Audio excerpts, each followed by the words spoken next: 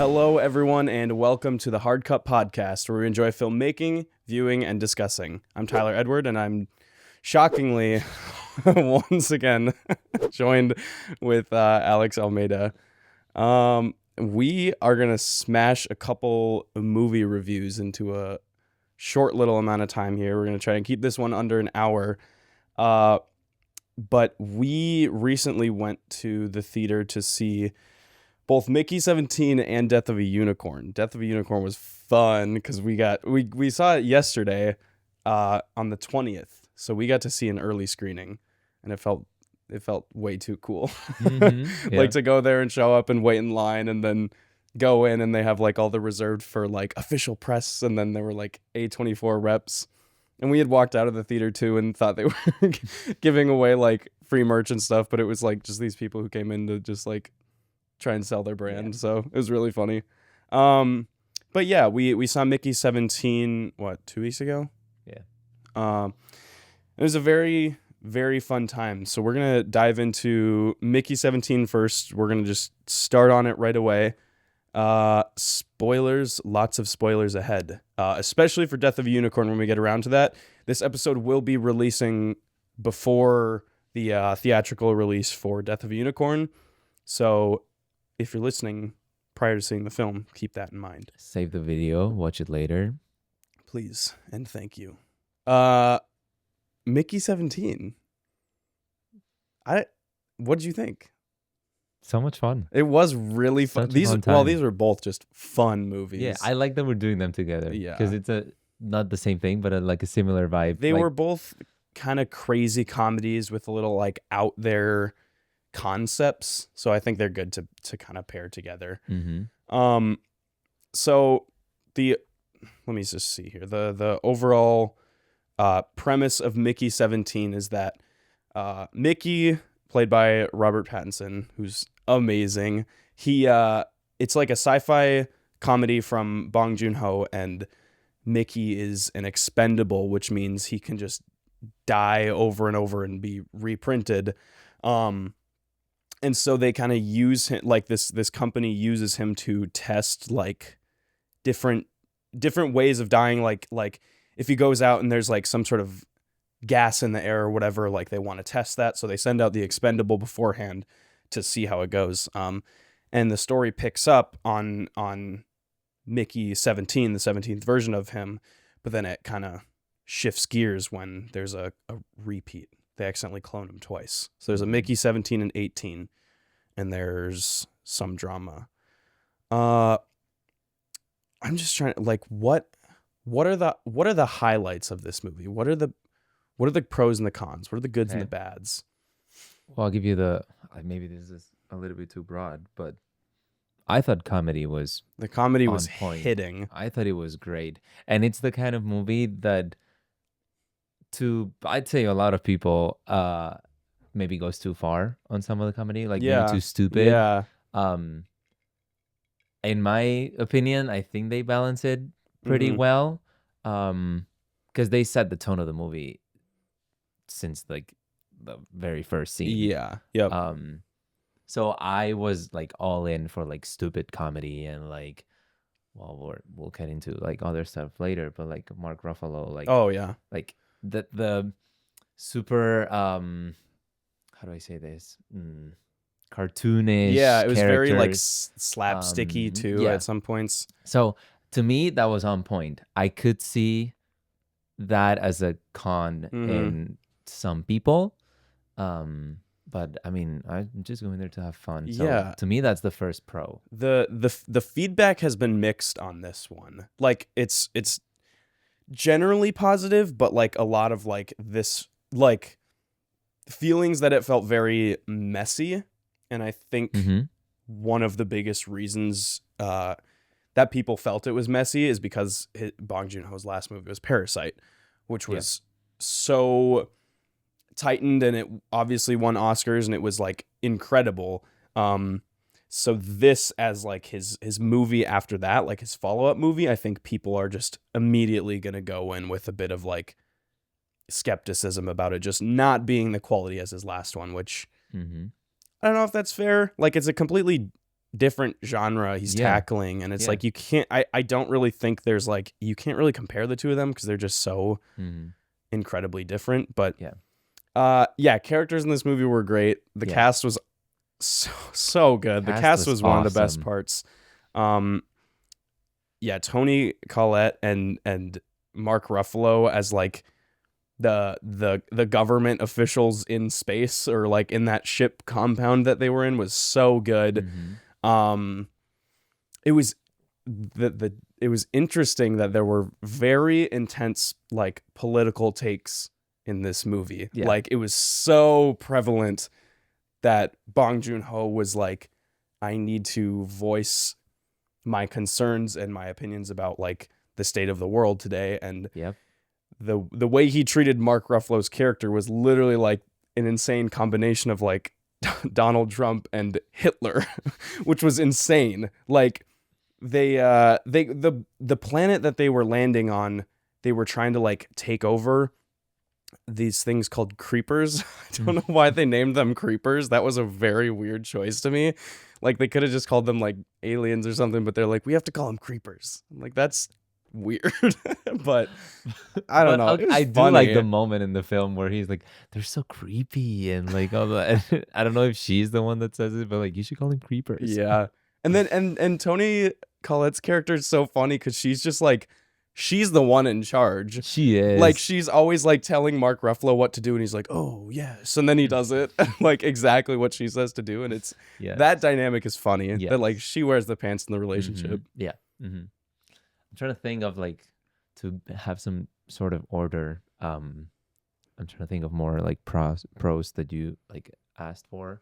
Yeah. I'd say production design in general, Oh yeah, I was really I well was done. I was really enjoying the production design just because like I love Yeah, all and the I was sci-fi immediately movies and yeah. in that universe. The CGI was amazing. Another big Which pro. like Yeah.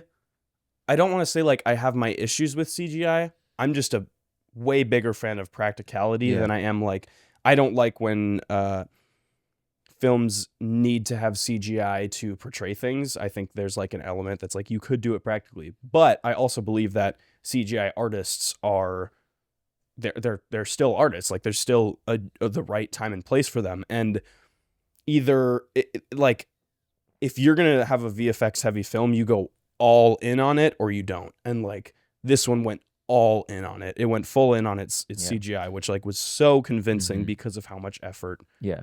very clearly And I went was into gonna that. say, like the CGI part of it is not a main part of the movie.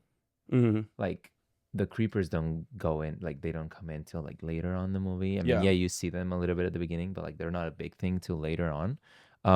So they could have easily messed up because Mhm. like if a movie like let's say like Ogja, for example, another another one of his movies, like the main thing of the movie is the big animal Yeah. that's CGI. So Well, like and same with obviously it has to be the perfect, host. but if they're doing something that's like maybe not the main thing, it's so easily to fall into like, we'll just like Yeah. figure it out as we go or something like that. And I don't think they they made that No, mistake. yeah. So that's a good one for them. Yeah, it's interesting because I guess I didn't think about like Bong Joon-ho's always been doing a lot of CGI heavy movies. Mm-hmm. Like I haven't seen it, but I know of the host. The host is like this big like giant like water sewer creature thing. Yeah. Like it's so up my alley. I'm shocked I haven't seen it yet, but like that's all CGI. Yeah. Or I'm pretty sure it's all CGI. I've seen a couple clips and it's like it's a CGI monster. And everybody keeps talking about Parasite. Mhm. But he has like three, like everybody Mhm. compares it to Parasite, but he has three movies with like lots of CGI. Yeah. So like it's not a new thing for him. Like I don't know. Yeah, But, was yeah. this how many movies has he done in the past? Oh, he did Snowpiercer, where I was trying to think where it was a mostly American cast cuz he's kind of jumped Yes. between like he's from Korea, right? I think Or so. if I'm mistaking that, I apologize. But Let's double check. yeah. But yeah, keep talking. Yeah, so he's done like he's done movies in his home and also in America, and it's interesting to see that he can have such a good dynamic, like as a director, directing like both sides of that, where one's his first language and one's his second language. It's like it's very impressive that he can just have both. Yeah. Mm-hmm. But yeah, because Snowpiercer was really interesting. Did you see that one or no? No, I've seen Parasite, Okja, and Mickey 17. Yeah, I still haven't seen Memories of a Murder. Yeah, me neither. Sorry. Crazy. But yeah, Snowpiercer, a lot of CGI. The host, a lot of CGI. Yeah, a lot of CGI movies. But I mean, yeah, it's mainly like the big. yeah, animal. he's good with his CGI though. He knows how to handle it, which So I like. that's why I'm kind of like not pissed, but like I don't understand why people are comparing this movie to Parasite. Yeah. Okay, it's the previous one. Yeah, but we're used to seeing him working with CGI and like imagining like this different world and stuff like that. The fact that Parasite happens in like our world and that it's like all like that it makes sense and it could happen doesn't mean that that's everything that he does, you know? And part of it might just be like Parasite is definitely his most popular and I would say best movie. Yeah. I mean, that's what kind of everyone agrees on, so it's always going to get compared to that, but yeah.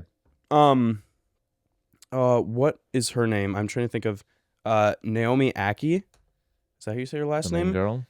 She was awesome in this. She was great. We have a little bit of history with her. Yeah, I was gonna say didn't love her or weren't excited about seeing her because she's in Blink Twice. And yeah, I guess we like much. her performance in Blink Twice. I don't know what it was. We just weren't connecting there. Totally polar opposite on this one. Yeah. I was so sold on her character, and she was Bong Joon-ho's messenger. His views were her character. Yeah. She had her huge moment at the end. I loved it. Yeah. I loved when she was just screaming at Mark Ruffalo's character and just like telling everyone in the room like how she feels and how like all the things they're doing are very inhumane, and was like literally on the nose like what Bong Joon-ho's views are and of like America and of a bunch of other things, and it was really impressive and really cool to see. Yeah. Robert Pattinson's just amazing. Yes. Like I was waiting for that one. I love him to death, and The Lighthouse was like the first movie I watched that determined like this is one of the best actors ever. And he doesn't have an Oscar, I don't think, does he? I don't think so.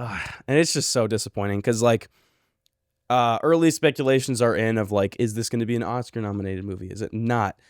I'm leaning more towards not. I could see it for CGI or VFX, but like if it's not, he needs to be appreciated as like a very expert actor. He has done everything. He's been in every realm of movie, and it's like he's just got the anchor of Twilight holding him down, where everyone outside of like the film realm that knows our Pat is just like, oh, he's the guy from Twilight, so he's not good. And it's like he's way more than that. Yeah, totally. And I don't like, especially I think besides The Lighthouse, the previous thing I saw from him, and I could be wrong, but it was The Batman. Like, and he was also in The Devil All the Time. He was the weird. He was the weird preacher guy, but that was a small role.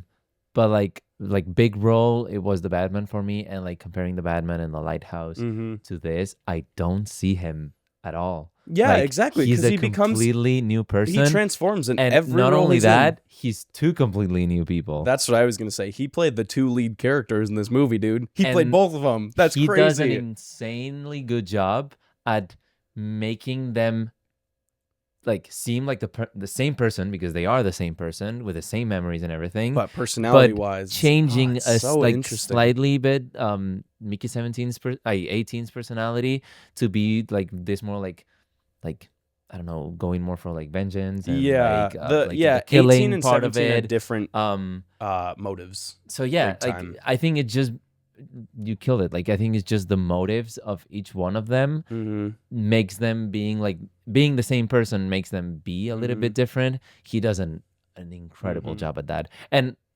not only that, obviously he's not acting with himself. Yeah, Like he he can't. That's probably had yeah. to act with a different actor. Then he probably had to do the clean version with Yep. no actors. Like this movie probably took a really Mm-hmm. long time, at least for his scenes. Yeah. This has to be insane. Oh, and then the other thing I'm thinking of is like going back to CGI, I guess, or VFX. This it still counts as VFX, but it's It not one you does. think about. Is like when the camera is panning and there's still two R-Pats moving around, or when there's like this crazy camera move, but there's still two of them in the shot. Like I can't fathom that. I don't know how they do that, I and I have no want to idea. know, and And I rack need to know. focusing and like I just don't Or understand even how they like do there's that. literally a shot where doesn't he throw like some sort of wrench or something Yeah. at himself, and they're both in the same shot, and it's so impressive. And Like there's the like work they put in to make it's Yeah. so they're so good at like cloning people in this Yeah. film. It's just it's working. Yeah. I'm gonna bring up a movie that I don't think you're expecting to compare this to, but Rachel Zegler just talked about like some of her scenes in Snow White, Oh and yeah, when she's interacting with the dwarves. yeah. Um and she like was talking about like, I do one take with a person, I do another take with a puppet, I do another like a clean version, and every time I need to hand an object to the character, I literally just take it and act like I'm giving it to someone, but I drop it because then they have to turn that object into CGI. And like, obviously, it's not the same thing, but like, I can imagine just Robert Pattinson like just throwing it at nothing and it hitting the wall, but then somehow in Mm-hmm. like a post, they have to make it look like it's hitting. I just don't understand It's how it insane works. too. And Like if it's like an insane amount of work for Snow White that's interacting with a CGI character, mhm. I can't even imagine like to make it look like it's the same Yeah. person. I don't know. Well, and even as an actor, like I imagine how hard that would get. Is you're not ever speaking to the character you're supposed to be speaking to. Exactly. Like actors like are so collaborative, like it within their characters and in their dialogue, they're speaking to other characters that are like made up and have their like own personalities and stuff, but he's like speaking to, if there's a stand-in or whatever, like that stand-in is not the character he's supposed Yeah. to be I speaking wonder to. So if that has they're to even stress an actor. acting Yeah. or not, like the other person. And so as an actor to be able to just have the right mindset and have the power to just do that, Yeah. Arpat is so good. And And this he is had a also sentimental scene in it too, like that one Yeah. long Dolly Yeah. in where he just had a Yeah, great yeah, yeah, yeah, monologue. yeah. And this is also where like maybe like blocking comes Oh in yeah. too. Like they have to know like exactly not only where they're standing, where to look at, like because Mhm. if then when he's doing the other character, he's not staying at the right place, it might look off. And I think they nailed it. Yeah. Like I don't think we appreciate it as much as we should. Mhm. But Steven Yen was great. yes. I'm just trying to think. I kind of want to go into there's a big negative one for me that I want to go into. And it's a single character. It's the second love Girl. interest. Yes. Agree. It wasn't fleshed out enough for me. I don't remember what I gave this movie. It was either a 4 or 4.5. But I think the biggest thing that set it down for me was just they needed to explore that relationship better. There was a character in it, and I don't remember her name. I don't even know who the actress is, but she's a kind of love interest, but not really. It's more of an awkward friend thing that like I don't know. She like tries to get with Mickey, but then he doesn't want to. They had this weird dynamic of making what's her name? Nasha? Is that the lead love interest? Okay. Nasha. She's the main love interest, I think. She they had a weird tendency to make her character feel like an antagonist, Mm-hmm. but then they would go back and make her feel like the protagonist. But that motivation, like that, it wasn't like that transition wasn't seamless. It was like sometimes the movie was trying to portray that Nasha is evil, and then sometimes they were trying to portray that she was amazing. And then having this third love interest or this random love interest in there that like disrupted that. it just wasn't working for me. I think maybe one of the issues, and I kind of saw that with other characters. I guess the overall something that I've seen online is some people are saying, and I think I told you when we left the theater, or even before, individual pieces work perfectly. Yes, that's what a lot of people have been saying. Perfectly, as like all together, not so much. And I don't necessarily see that overall in the movie. I see that with the characters. Yeah, Most yeah, of the that's kind of where I'm at characters too. work really, really, really well individually. I think they needed a little bit more work on connecting them and connecting their purposes Yeah. and their motivations, and maybe, I don't know, but like, for example, the villains, they have their own story and they feel, to me, very disconnected to the Mickeys. Yeah. Till the very end, or Yeah, like till the like third the act second half of kinda the movie. got messy. And then same thing with this like secondary love interest. Yeah. Like, she might work. I think she's like maybe the weakest character, but like even if she worked, I don't think she works with the rest of the cast. Yeah, I agree with that. So that was like my main issue with the movie. Yeah, I think the third act got a little crazy, and I think that's where a lot of movies tend to not have stuff go right. It always like near the end, that transition to the ending point is always a bit weird. Because it was just like they were held in that room for so long with Mark Ruffalo and Toni Collette's characters, and there was just like the huge rampage of the creepers happening, and then I think the script got a little like they were making excuses to get characters all lined up in the right spots without like making it make sense, and I think it was kind of just expected that we would overlook it. But I don't know. I'm talking very broad. I don't have any specifics I can point out, but like there just needed some more connecting to be done in that third act to just make it work a bit. And I think it's all about writing, because their performances work very well. Characterizations, like I think makeup and wardrobe was like pretty cool. Yeah, the whole production design side of it was great. So like, again, everything was working very well. My main issue was the characters not fully blending together. Because, for example, Stephen Young's character, even I liked his character, but I feel like he was kind of disconnected with the rest of the movie. And for example, the fact that he's selling some kind of drug or something like that. Yeah, that came up random. That, I was like, that just didn't go anywhere. I think that was one that they cared about more for the sake of funny than for plot. That added nothing to the movie. Yeah, it didn't really advance it at all. It was just kind of there. So, yeah, I don't know. Talking about it more is interesting because I kind of had a feeling that initial experience is like really high, really great because you're amped up on like it's the next Bong Joon-ho movie. It's fun. It's Robert Pat. And then even just thinking about it in the last couple weeks since we've seen it and more speculating, like I think it just needed a entire overall polish.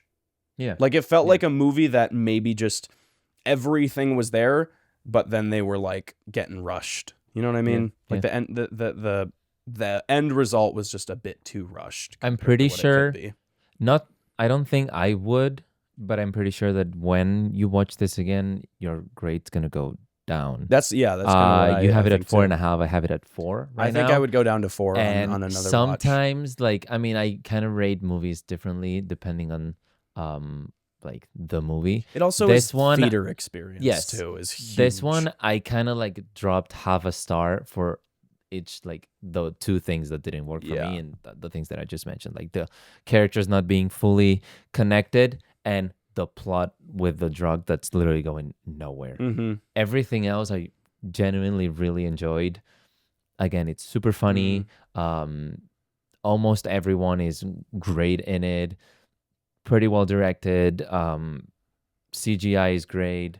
I kind of want like a stuffed animal with the little creeper stuffed animal. They are kind of cute. The babies are kind of cute. Their design for that was great. I liked that. And I mean, the themes were my favorite part, I think, just the personality behind it, because even in the ending scene, they were doing the translation scene with the creepers and with Mickey 17. I thought that was beautiful. Yeah. I was like, that is so cool. And that's just like, that's a piece of Bong Joon-ho's life that he just wants to include in the movie. Yeah. And when you can I see like that. a director like putting some of their heart into their movie a little bit, like in a very specific situation, that like gets me as like a filmmaker. That gets me to like I love this in a movie. Yeah. So I really liked all that, the inclusion of himself in his own movie. That was really cool Yeah. to me.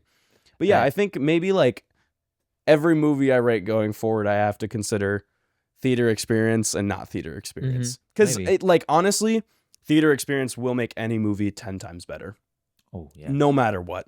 And especially, and we'll talk later with Death of a Unicorn, but like especially especially with that. if you're with an audience, Yeah.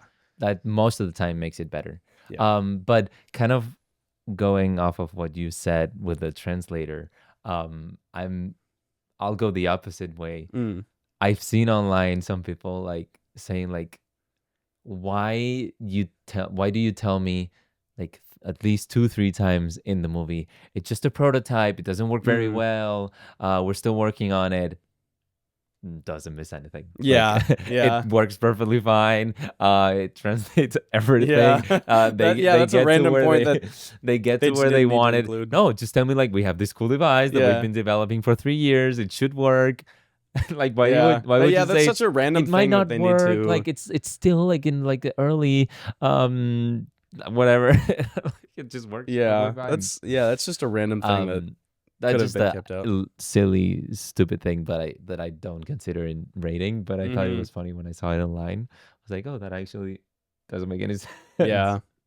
But yeah, The ending wasn't my favorite. I think it could have gone a couple ways, and it went a good way, but it just kind of felt rushed. But like, I don't think it took me out. I think the highlight for me was like the first 40 minutes. The title sequence, again, I've been saying this the whole time as spoilers. The title sequence doesn't come until like 50 minutes in, and it's fucking awesome. Yeah. I would say the title sequence hitting was like honestly one of the highlights of the movie for me, because you don't see that a lot in movies where it takes so long to get to it. I just had kind of forgotten about it, and then they used it more as a label than it was as a title sequence, which was amazing. Like, it was so cool. yeah, because it's the first time that you actually meet Mickey 17. Yeah, So it's like, oh, it's like now we're in the real here. story. Yes. Yeah, the whole backstory that led up to it. I honestly loved the narration, and I was I just gonna say really that. was a fan of the fact that Bong Joon-ho kind of brought back characters just narrating what's going on in their head. You don't see that anymore, because that's a cliche and it's so cheesy. I was just gonna say that. Like, But he leaned into it, and it worked. Like when he's getting dragged by the creepers up the mountain, and you hear him narrating in his little voice, and I was like, that's so good. why is he not That's killing so me, or why is he not creative. like yeah, totally. I was just gonna say that it's super easy to fall into cliche with narration. Didn't at all. Mm-mm. Like it It did felt not. so good. It was so much fun. It also helps that like every Mickey has like a completely different way of dying, or like a completely different story. Oh my God, If when the it first was, one's like- hand just yeah. flew off, that was crazy. If it was like a repetition, like too Yeah. much repetition, I don't know how I would have felt. But like I think they had like almost completely different settings for Mhm. almost every Mickey, like Yeah. completely out on space, or like on by the snow, or like he's throwing up blood over and yeah, over again. It's crazy. Like The all deaths these were different creative. things. Or when he like they're about to like throw him down the hole, and he's alive. Yeah. Like all those things. I think it's so much fun, and I want to think that you were a little bit disappointed with the ending, because the beginning was so strong. the beginning was so Yeah. strong, and the beginning was going one way, Mm-hmm. and they took us the other way. I agree The with that. They story kind of from cut. trailers and from the first hour, you're thinking, oh, the main conflict is gonna be the two Mickeys. Mhm. That's at least what I thought. Well, it did become that, but it took a yes. long time to get there. It was a conflict. I do think that they went way too much on creepers. Mhm. and I cared more about The the Mickey plot, Mickeys yeah. than the creepers.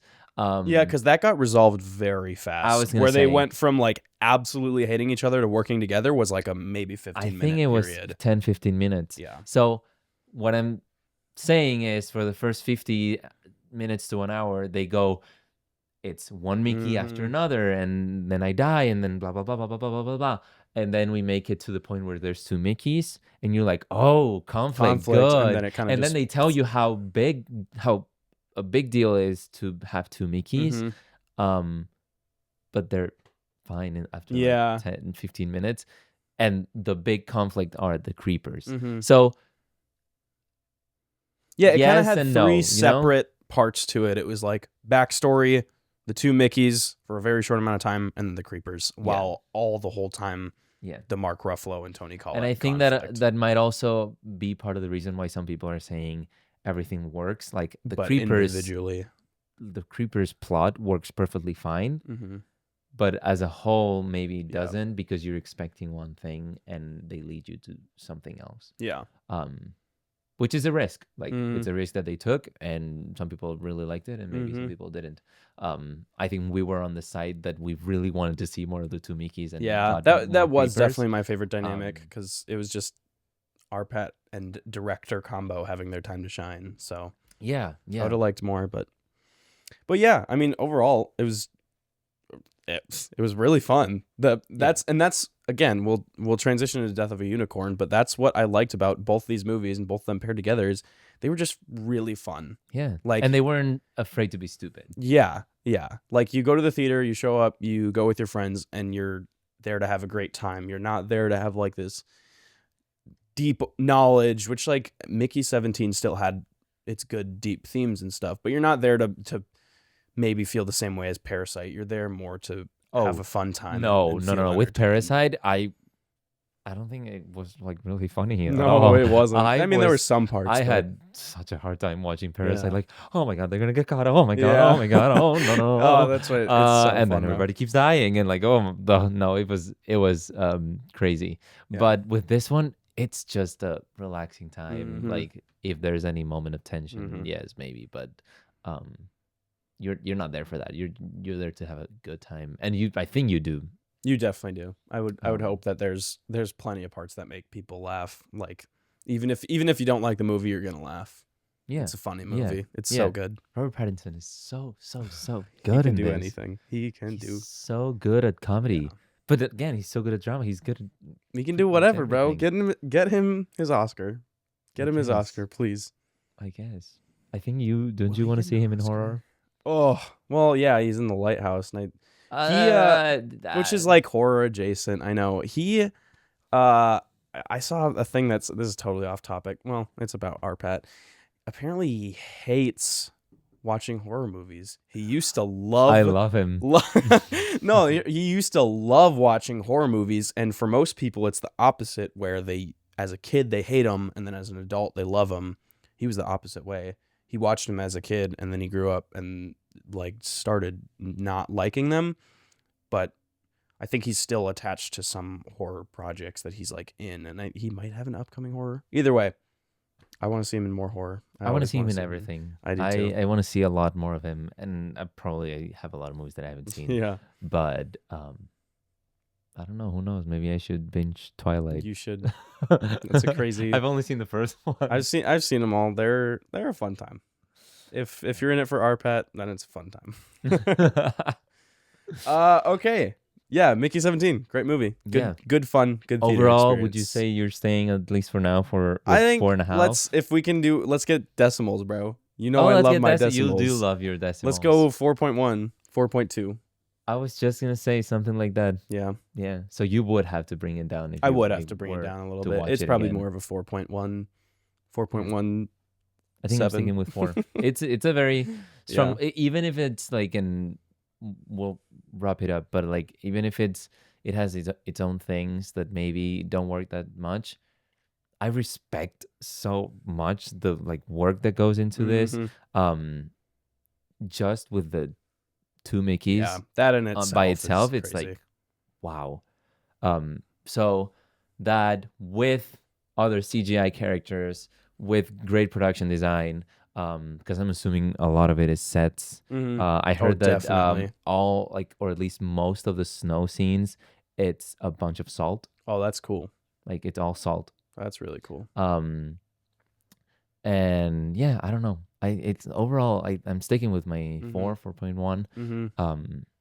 So yeah, go watch this movie. I would spoiled everything, so I hope you watched it already. But yeah, I honestly we haven't spoiled that much. No, now that I think about it, we didn't go deep into plot, which is no, okay with me. No, we didn't. I'll let people have that for themselves. Yeah. Okay, let's transition here to Death of a Unicorn. This one's fresh in our minds because we literally saw it yesterday.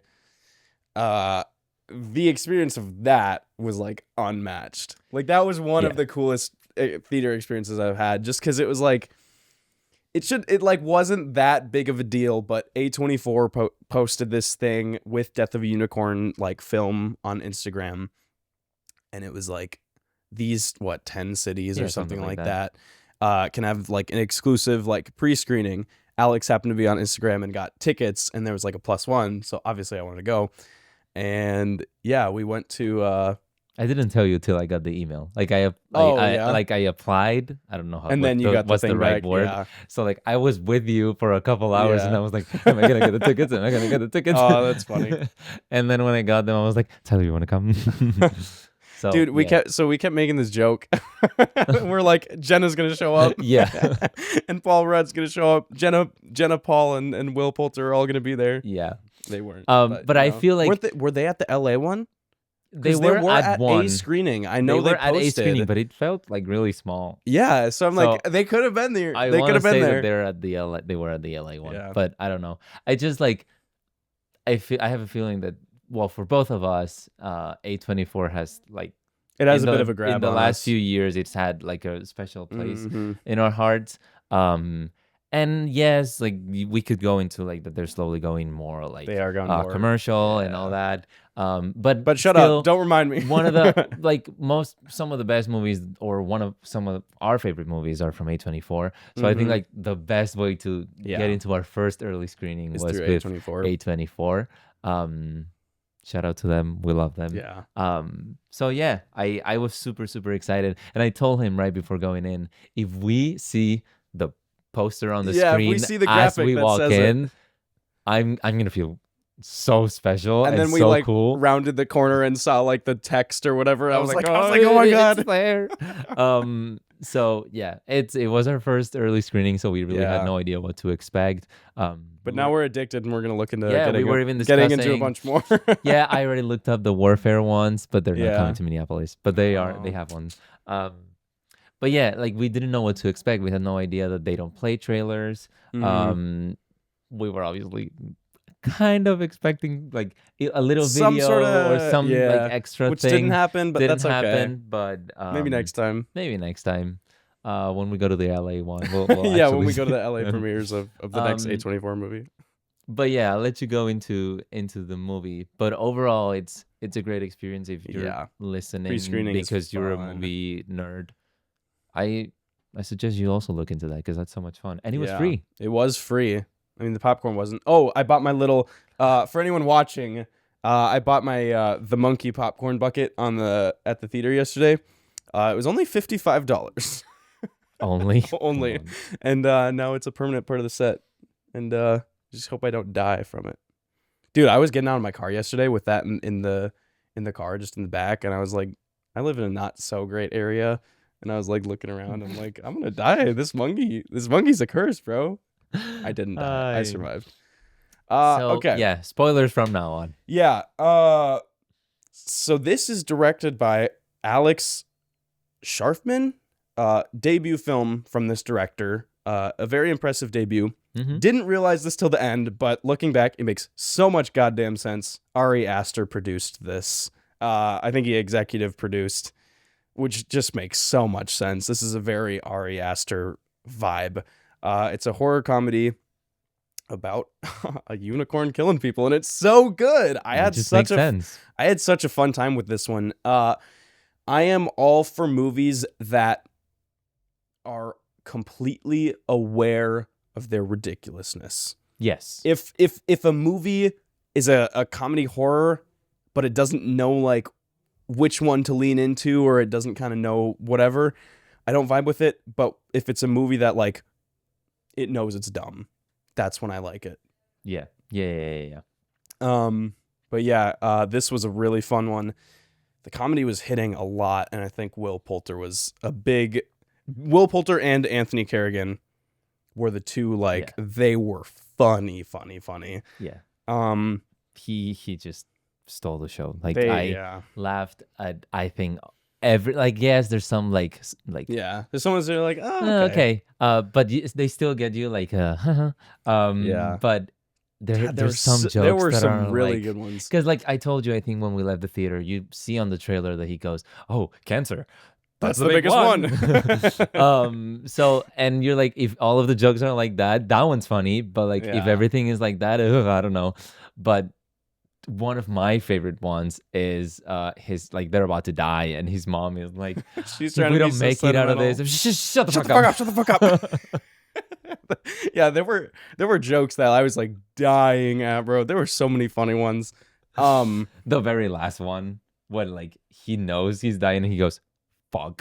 And the way he dies, oh my god. They leaned into like the stereotype of like when horses like kick people from behind, and like but this one made so much sense though. The shit out of him. Like it kicked his face, and he like went slamming into the concrete like face first, and we got a crazy close-up shot. It was wild. I was expecting him to die way earlier, and I'm so glad he didn't. I'm so glad he didn't. He kind of had a villain arc, which was really, I'm glad they kept his character throughout the whole movie, because without it, I think I would have lost a bit of interest. Like, he was maybe he's one of the most interesting parts of the movie, and even his presence, like costume designers in this movie, awesome. Like and I say that like there aren't elaborate costumes, but each character's outfit very much represents who they are. And Will Poulter's got like the golf guy, like rich Nepo son kind of thing. He's got like the crazy short shorts, so every time you see him with like the white really short shorts, it's just so funny. And I could keep naming the jokes. Yeah, like when he brings the big printer, and he goes like, just make a mood board or like something like that. So good.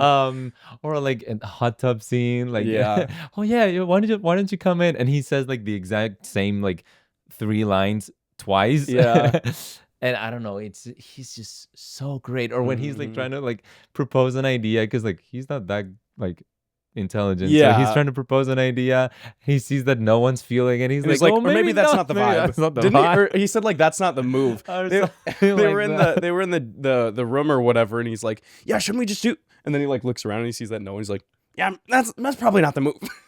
Or even like by himself, like when he's like the not cocaine. Well, when he's using cocaine, it as a drug, or he's smoking it. Like he takes it in so many different ways. I don't know why he's not dead. Earlier, I thought he was gonna die. Actually, I thought he was gonna OD, and I thought that was gonna be his death in the one scene where he snorted, and he like landed on the ground, and his eyes were all like the universe in his eyes. But that moment and then he where just comes back like alive. A really important like dialogue happening, and he's just like. About to take it. He's about to take it. And his mom goes, are you taking it? And he keeps talking. And he keeps saying, he's like, yeah, of course I'm taking it. He keeps going. So funny. I think he killed every joke. Like I really enjoyed it. He was like maybe the highlight of this movie. The horror itself was really fun too, and I loved the build to it, because I think it was a decently short movie. It was like an hour 47.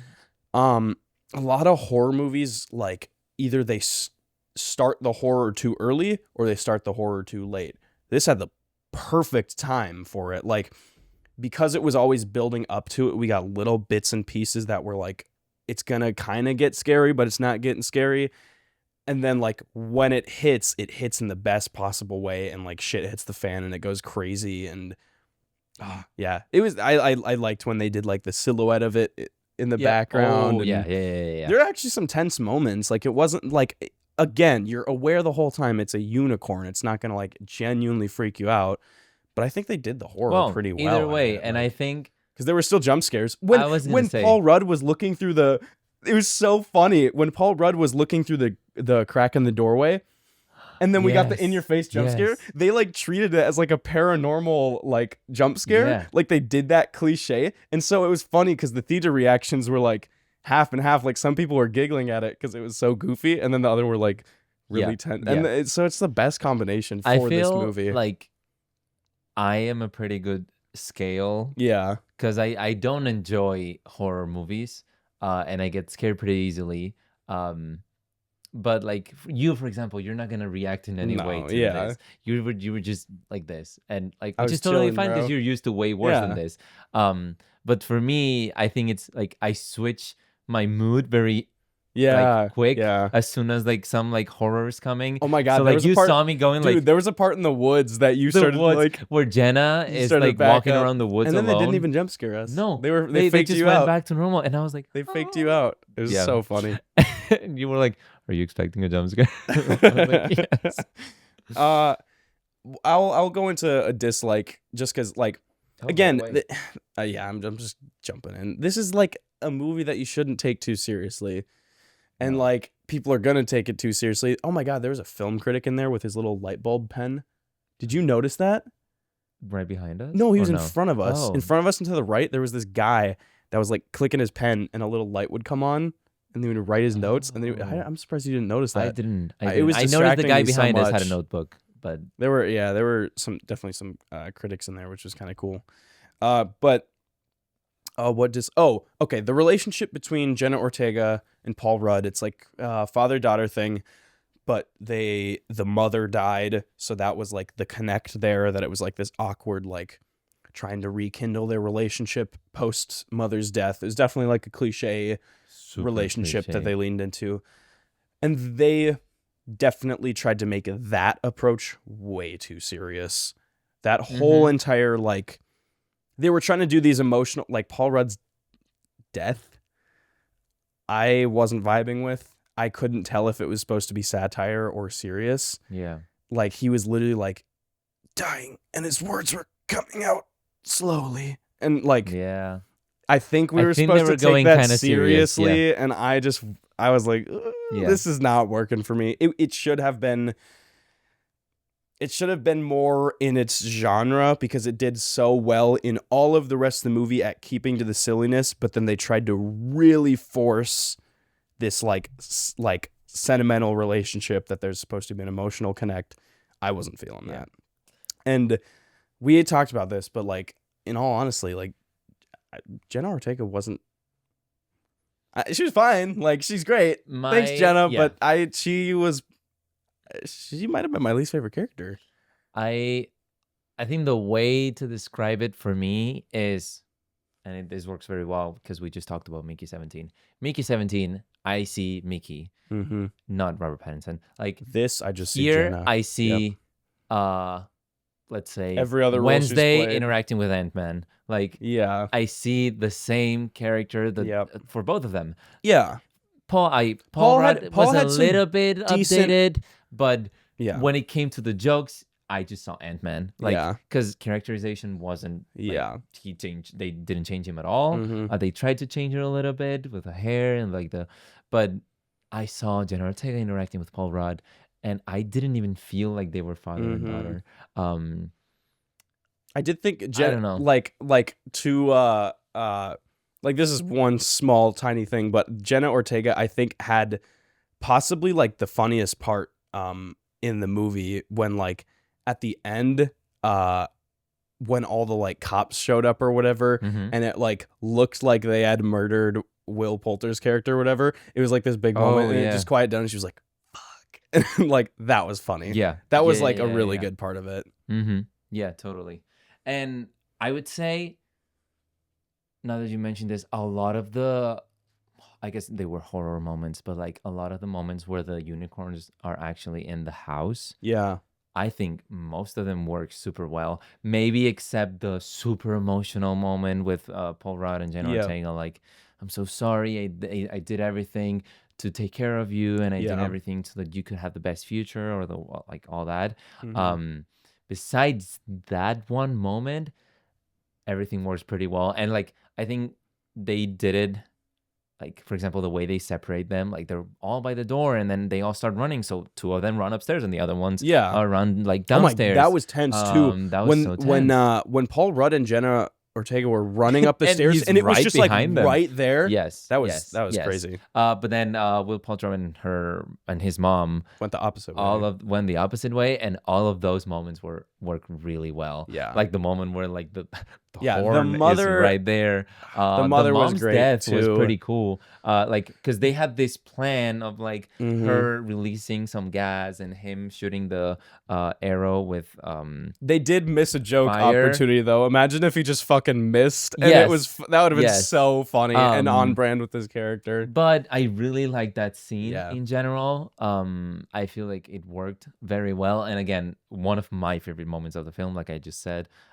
it's her getting sentimental, And and then him he just goes, cutting "Just her shut the fuck up." Yeah, that was so That was funny.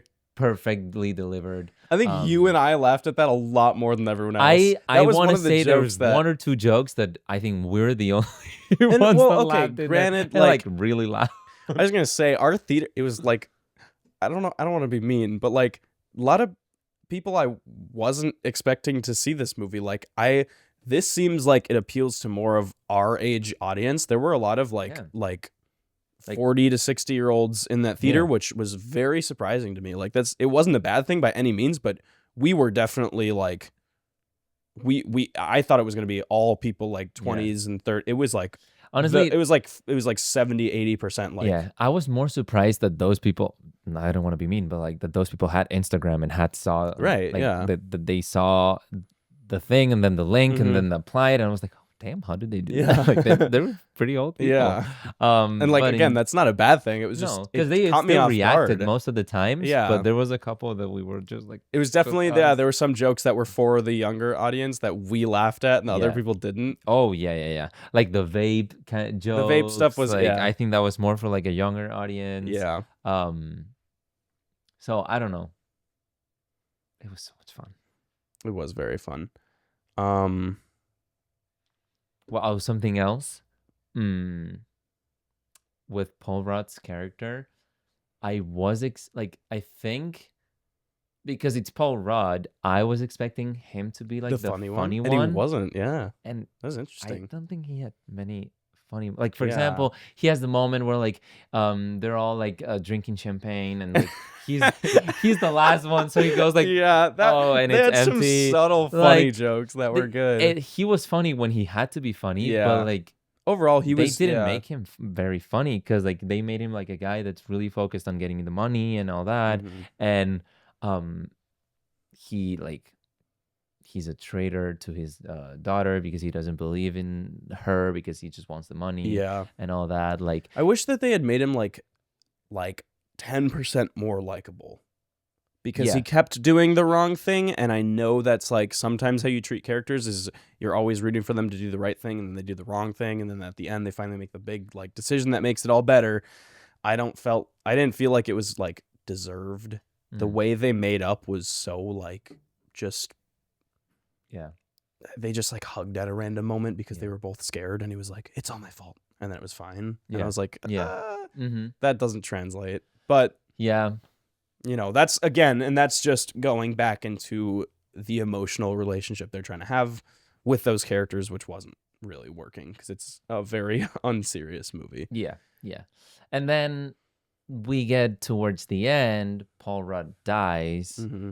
And Jenna is connected to the unicorns in some way because she touched the horn at the beginning of the movie. So she feels connected to them throughout the whole film. And then they were like, then "I can see our mother in." exactly. Yeah. She tried to explain to like Paul Rudd's character what she saw and that she kind of in a religious way. It was like very like she her was depiction very of heaven or comfortable whatever. with heaven, and like Yep. that she saw that her mother's waiting for them and blah blah blah. So he's fine dying, because he sees it too before dying or not. He No, that's sees it- later. He sees That's it. later. Yeah. So then these two The unicorns unicorns, like- touch horns, and It was a big that's the CGI sequence scene that that I I don't like. think took us out a bit. I think the last 10 minutes was honestly the worst part of the The movie, worst part. which really sucks because like that's how you leave the theater is like by the last 10 minutes of it. I'm still confused. Like maybe I just missed something, but at the very end, the unicorns like the unicorns have been killing everyone the whole movie, but at the very end they finally like make up with the humans, like they make up with Jenna Ortega and Paul Rudd, and then they're being escorted out by police, and the unicorns like have this big moment where they're like riding next to the cop car, and then they look at Paul and Jenna, and like their eyes like have this connection really quick, and then Jenna Ortega and Paul Rudd kind of duck down, and they're like, whatever happens, it's gonna be okay. And then the unicorns just shove the car off a fucking cliff. Yeah. Assuming everyone dies. Which, like, was it supposed to be like they were trying to save them from the police?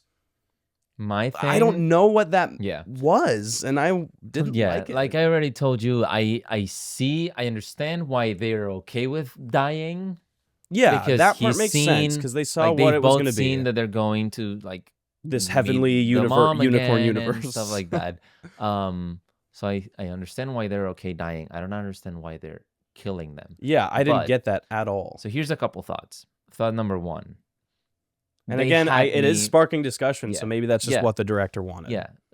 Thought number one, they had me with the ending because if you cut it before they die, Mm-hmm. it ends the way it starts Mm-hmm. with her like leaning on his shoulder. Exactly. Which is exactly the way it starts. Yeah, that's And exactly how I thought it was going to they end. were gonna cut to black. I was like, cut to black, and in then the car. just barrel them off a cliff. Bro. Like with the unicorns running next to them, Yeah. and then you can imagine that maybe the unicorn saved them or whatever, or they're just running like up in the hills with them. That's what I was imagining Mhm. it was gonna happen, and I was like, oh, cute ending.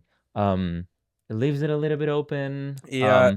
But then we just kill him. Thought number Yeah, I two. don't know. Look, you're looking at the poster right now.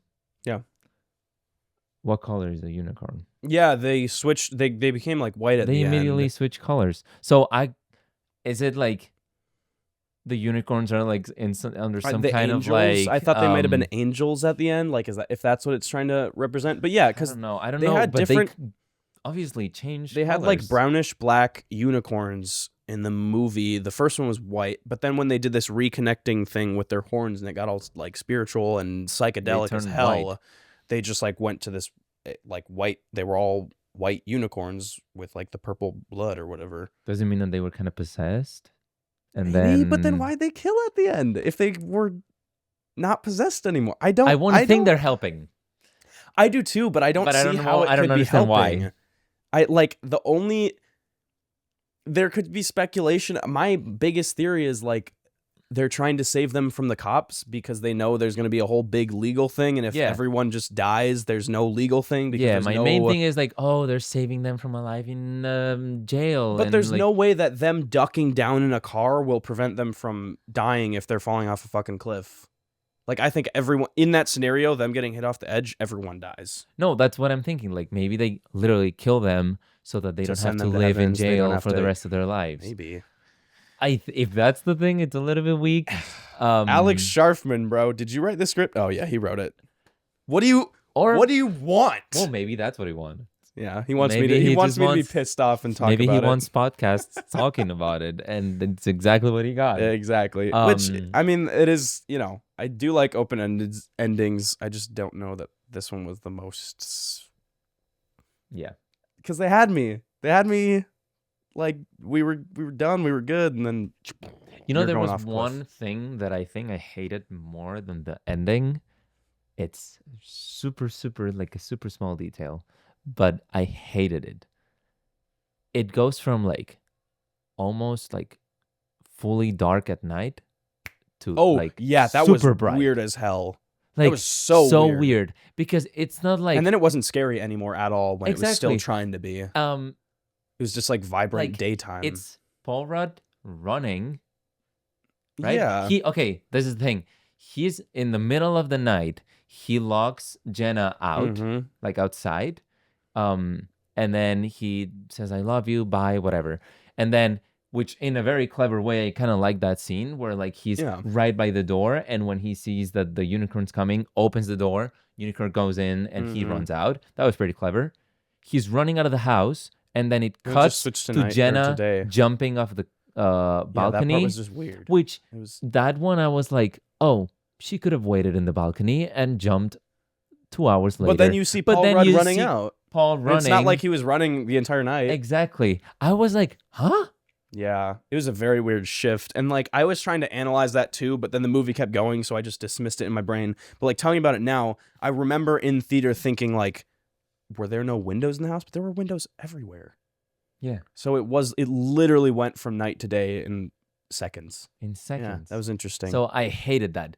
And something that I didn't hate that, but something that I was kind of surprised is Paul Rudd. Were there deleted scenes at the Oh, maybe. Like I don't know. Paul Rudd is running for so and long. The unicorn can't catch him. Yeah. But then at the end, the unicorns catch the cars immediately.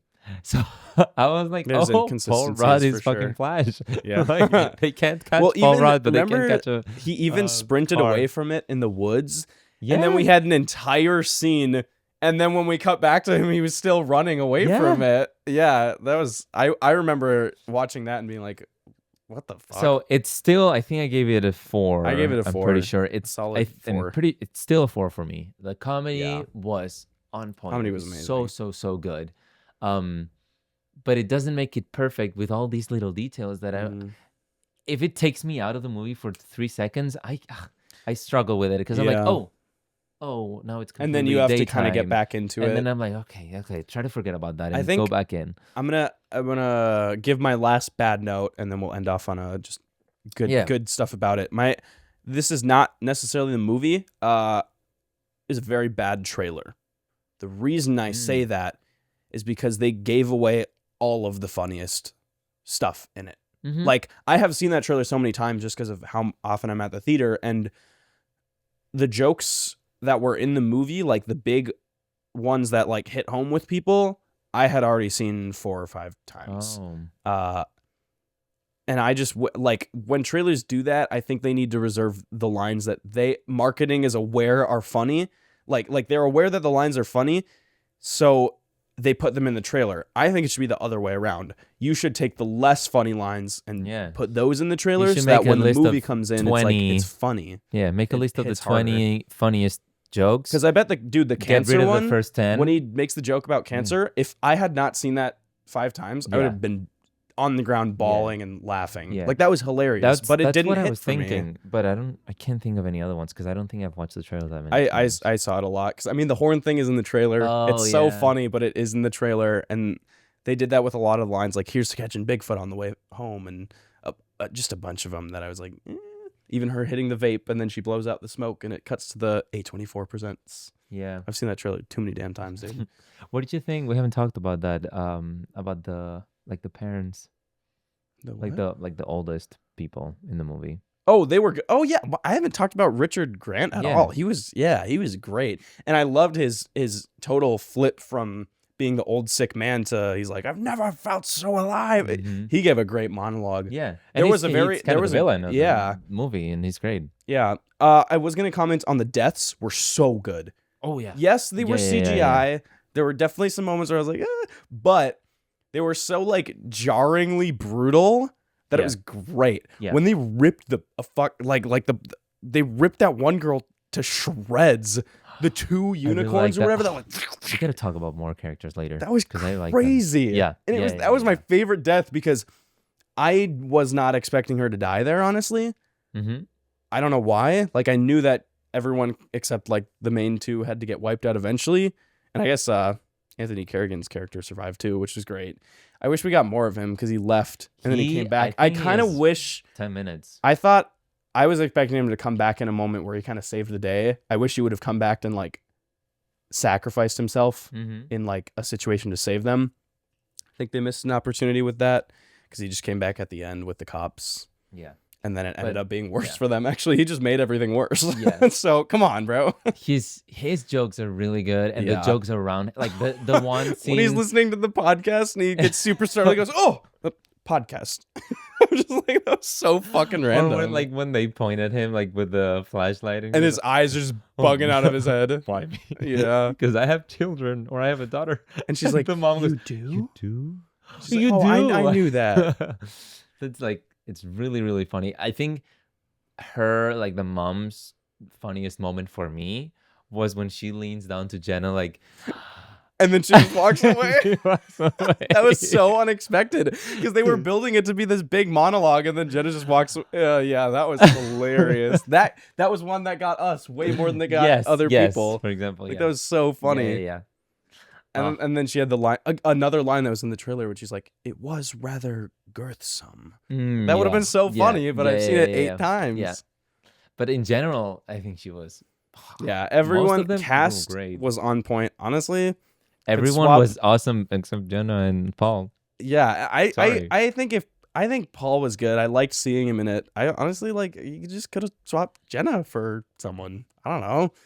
And I have nothing against her as an actress. I want to see more dynamic. Like she has played the same character. That might just be like the way she's getting cast. Like maybe that's just unfortunate because that's how she's cast now. Is she always kind of plays like the slightly goth girl who doesn't speak a lot, but when she does speak, it's like the most profound thing, and she always has this crazy knowledge about something. Yeah.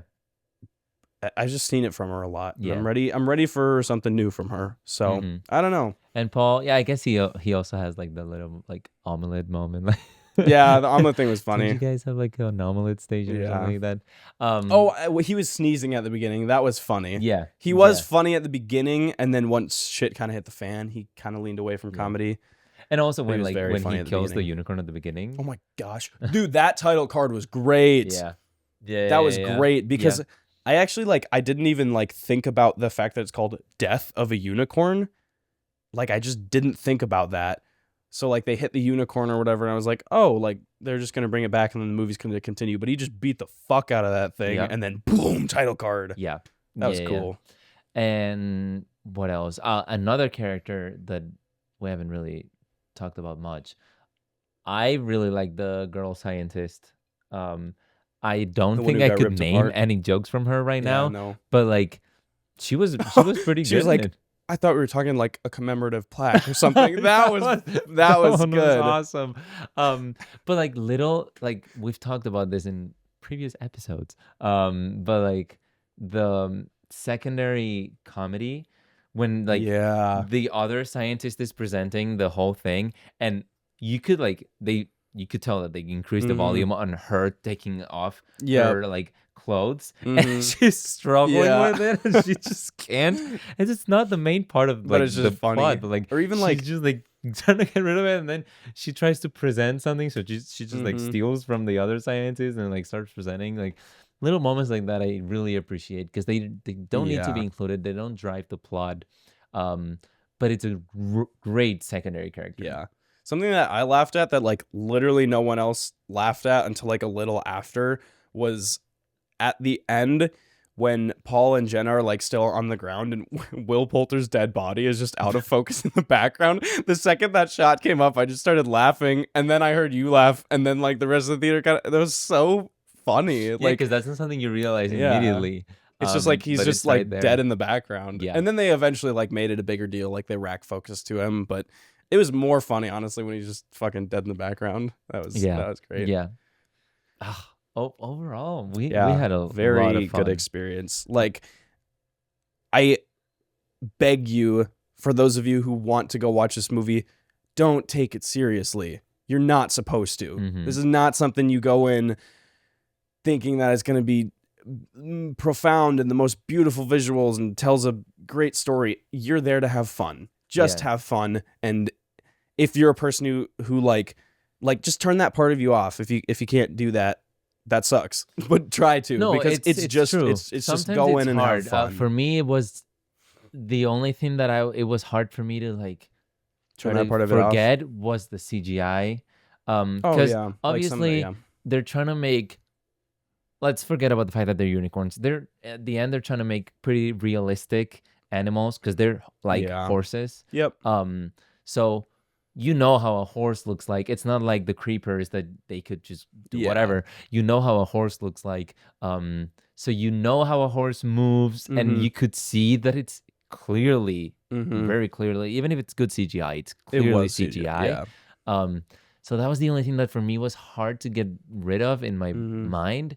But if Imagine you how cool it get would to have been do if they had that, like actual trained horses and just put horns on yeah, them. That would have been great. if you get to do that and forget about it, try to analyze it in a very serious way, Mhm. you're gonna have such a great time. And that's what we Um, had for sure. yeah. Or I hope you had a great time, because I hope you're not watching this without having watched the movie. But I hope you had a great time. Yeah. It's a really Like fun we one, did. and our audience was amazing. That's a huge part of it. Go see it opening night.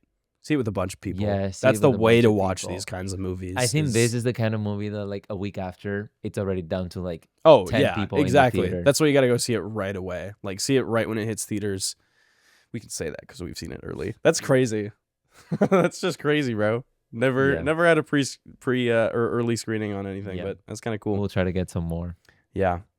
But yeah, two really fun random movies that honestly work together as a pair. Like Yeah. like they're fun, they're goofy, they have a lot of the same stuff in it in regards to comedy, but yeah, these are good movies, and this is our first like movie review Mhm. episode, which is fun. Hopefully we'll be able to tackle a more serious movie at some point and go like deep into it. Yeah. Don't worry, we'll do Thunderbolts. I'm on a pact to watch all the Marvel movies that I haven't seen. I haven't been caught up for like the last 10, so I'm going to catch up. We're going to go watch Thunderbolts and Fantastic Four and all that. So maybe we'll talk about them on here. Super serious movies. Super serious. Super serious. Yeah. But yeah, follow me at the socials, tyleredward.films, and then tyler-edward.com. I don't really have anything else. No. That was fun. That was fun, yeah. Two great movies. Thank you so much for listening or watching the Hard Cut Podcast.